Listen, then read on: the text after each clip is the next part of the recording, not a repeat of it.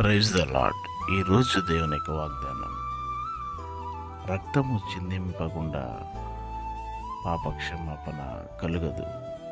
ఏప్రిల్కి రాసిన పత్రిక 9వ అధ్యాయం 22వ వచనం. పిల్లారా, పాపము పోవాలి అనంటే రక్తము చిందించాలి.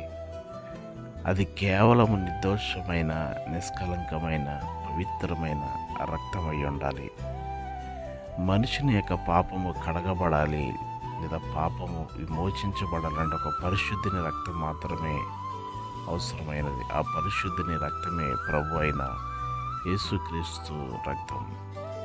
మీరు మేకల రక్తము, కోడెల రక్తము చేత విమోచించబడలేదు, కానీ దేవుడు తన స్వరక్తమునిచ్చి మనల్ని పవిత్రపరిచారు.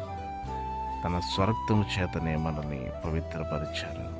మనం విమోచించబడి ఉన్నాం. మీ కొరకు ప్రార్థించే దైవజనులు డేటర్ రాష్ట్రం కాజం. May God bless you.